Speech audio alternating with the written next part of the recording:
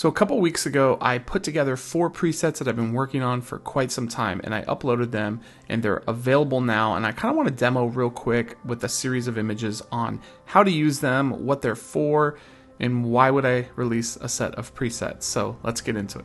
Alright, so we're going to look at a series of 7 images that I took today. These are pretty standard street images. There's nothing special about the images. Let me get that out of the way initially.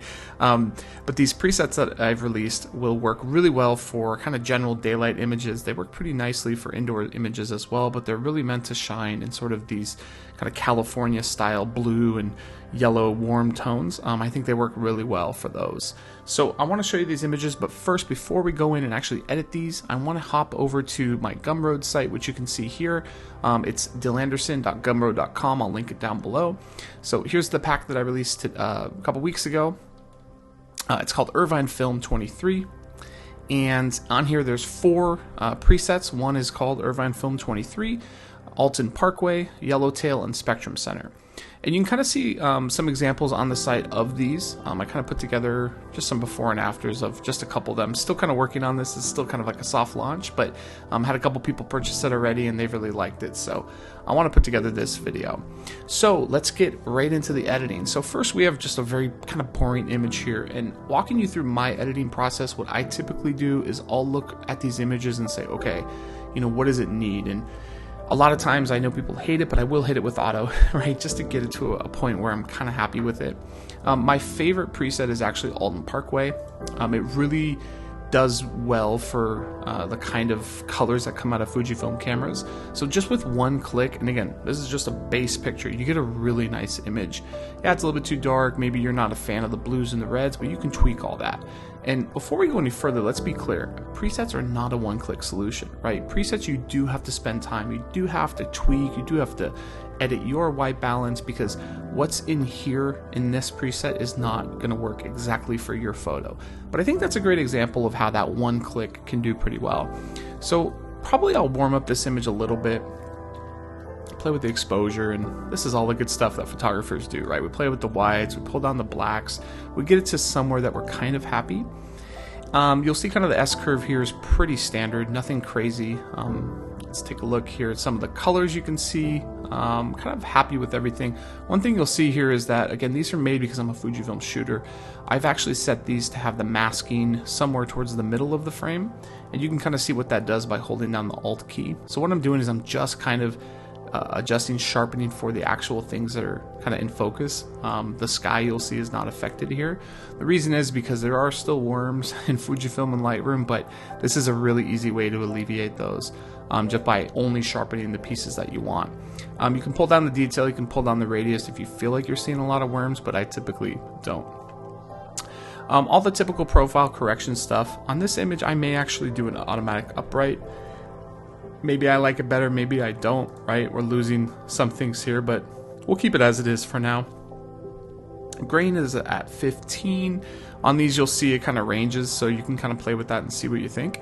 I think, also on here, the calibration is really important, right? And so you'll see some of these colors that I've kind of settled on, but that kind of gives it the image. And if you feel like, oh man, the red maybe is too, orangey, you can pull it back towards this way, or you can actually go more orange. But we're going to keep it the way it was. So again, a really nice image here right off the bat. And I think this kind of shows you that these presets, I'm very proud of them. I think they do a really good job, even with one click. One thing before we move on I will point out is that the profile for this particular preset, Alton Parkway, is set to Adobe Standard. I think if you're on Fujifilm, you can jump over to Provia, and you can see a really nice difference there. It really kind of makes it more Fujifilm-y in a way. In my opinion, is a little bit much, so I'm going to keep this particular one at Adobe Standard, but I usually will play around and see which one works the best. Second image here, my wife, she has a Mamiya RB67. We were out shooting today. This shirt actually is from her. I'll link down below her site.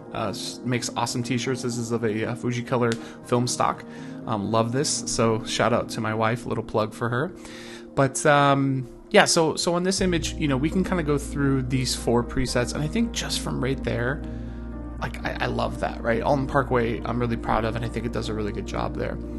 This Irvine Film one, this is kind of the stock one. This one is really nice.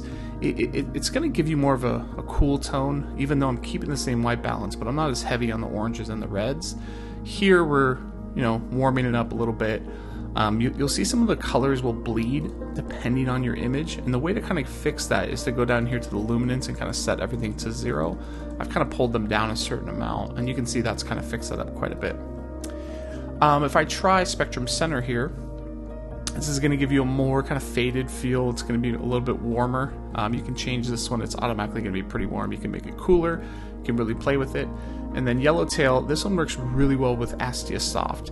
This is one that is not going to be a one-click solution. You're going to have to spend some time playing with this one. So I can make this one a little bit cooler, and you automatically see, wow, that's actually a lot better.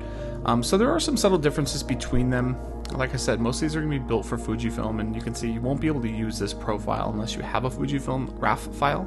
But if you don't have a Fujifilm RAW file, you can hop over to Adobe Standard, and I think it still looks pretty good, but you'll have to do some color grading on your own. So that's that image. So here we have an image of the beach. It's a little bit underexposed. I typically shoot underexposed when I'm on Fuji. I think the reason I do that, for a multitude of reasons, but I do that to hopefully get a sharper image, right, with a higher shutter speed, you know, stop down a little bit so I get a little bit more detail and depth of field. But this one, you know, I'll go ahead and take my my favorite one here, Alton Parkway. I'm shooting on the XH2. These are all with the XF 23mm, the new one. And so one click, pretty good, kind of lifeless though, right? It's not a ton of color, nothing's really popping. I'm kind of play with the exposure here, warm it up a little bit, make it green, make it more a little bit more magenta. That may work. This is again photography, right? You're playing around like what works best. We all have different artistic tastes, so you may be watching me do this, say this is terrible, and that's totally fine because again, our opinions are going to vary quite a bit. I'm going to pull the blues here, and I'm going to pull the blues up quite a bit because I think the blue sky kind of got taken out with that initial tap there. Maybe grab the red of the lifeguard tower, make that more saturated. Everything else I'll keep about the same. I do want to play with the sharpening a little bit, I think, because this image is a little bit further out. There's a lot of detail and depth of field. We're shot at f4. I think I am going to increase the sharpening to about 60, which is definitely a faux pas on Fuji.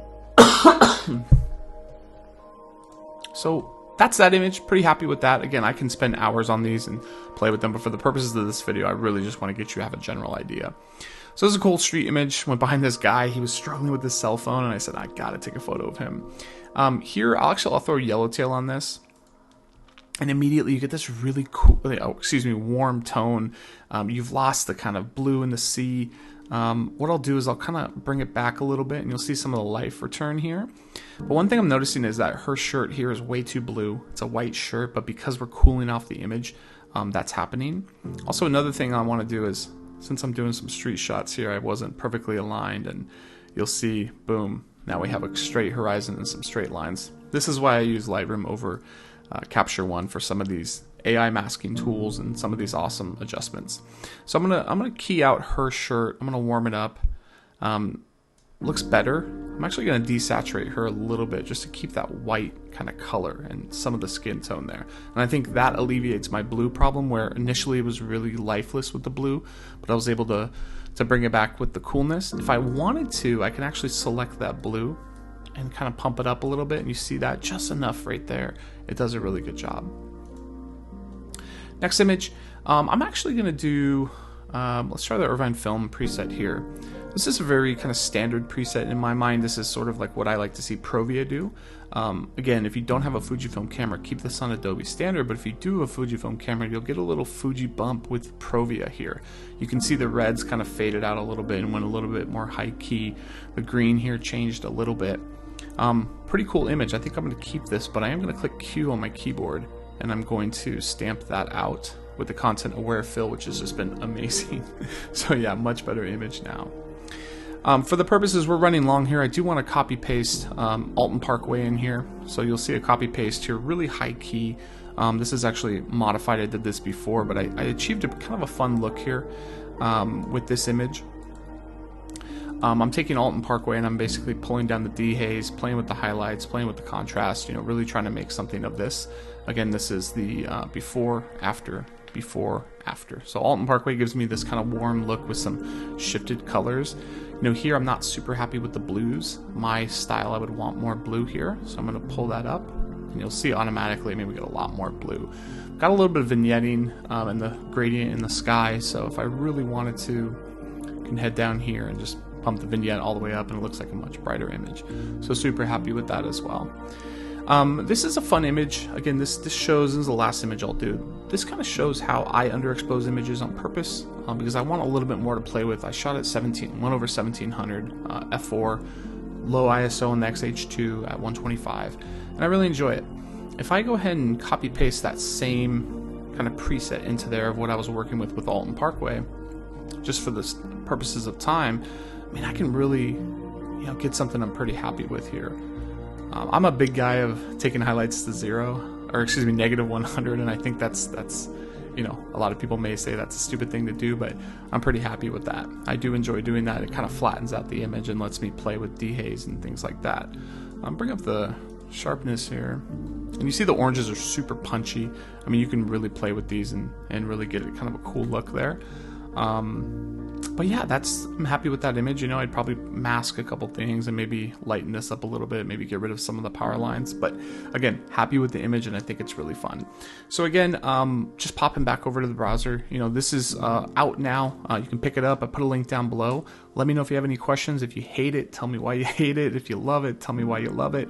And if you can't afford it, definitely reach out to me. I'll set something up with you where I can get you a couple of presets with no charge. Let me know. I know times are tough, but yeah, I put a lot of work into these, and I've been working with this for about a year or 2 years now. So if you go to my Flickr, you look at any of the photos I've been doing, I've been using these presets. So super excited to launch these. I know it's really cheesy for people on YouTube and people that do photography to launch presets, but I look at presets as a base. I don't look at it as a one-click solution, although we saw a couple one-click examples tonight. But yeah, thanks for watching. Really appreciate it. Thanks for supporting the channel. I've got a lot of new subscribers over the past month. Please subscribe if you haven't already. Would love to see you in another video. Thanks, and have a great day.